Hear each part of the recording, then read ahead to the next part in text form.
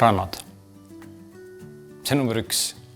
Kuna täna, olgem ausalt, see turist, kes tuleb, ta sõidab mööda Auksisse. Ta ei jää Mustesse. Miks? Meil ei ole randa.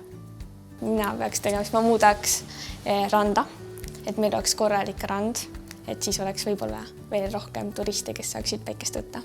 Alati saab paremini kuulata kogukonnast kostvat häält.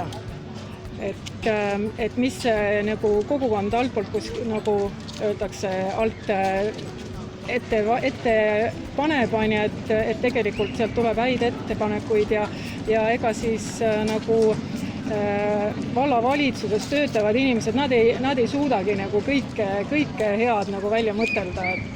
Põhiprobleem on see, et meie eakam inimene esiteks ei saada, tal ei ole arvutit kodus, teiseks on kõik internetipõhine, ka Eesti riigiga suhtlemine peaks olema selline, et ma ei pea omama arvutit ja ma ei pea kasutama internetti, et vanemad inimesed on hädas.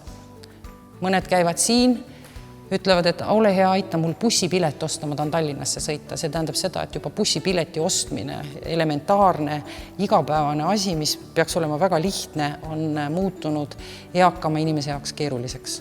Eks teede osadaks oluliselt paremaks teha, eriti teede mustkatte alla viimine. Ja siis ka hariduse poole pealt ma vaatan, on see Järvejaani koolihoone renoveerimine, mis on ajale jalgu jäänud ja väsinud koolihoone.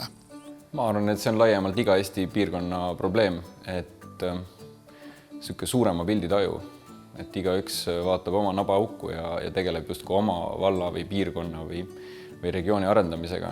Ja siis see päädib ka sellega, et me lõpuks oleme siin oma suures Eestis ja muudame maailma, eks, et pilt võiks natuke laiem olla, et sellist üldises globaalses muutuses siis enda tillukese kodu positsioneerimine, et see teinekord jääb natuke vajaka selles pisipoliitilises virvarris. No 2 esimest mõtet, mis meelde tulevad, et esiteks elukohti või elamispindu, et meie valda saaks kolida uut rahvast, eks ju.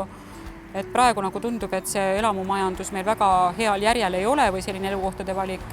Ja teine asi võib-olla valla poolt, et kui praegu igasugused investeeringud ja kõik heaolu tehakse nii-öelda vallakeskustesse Türi linna, tihtipeale me siin ütleme, et siin tuleb maksumaksjale kätte kõik ja kirssidega, eks ju, siis tegelikult maal elavatel inimestele ei jõua jõuab märgatavalt vähem, eks ju, et võib-olla ka sellist, et mingeid toredaid asju rohkem ka maapiirkonda teha, et selle peale rohkem mõelda.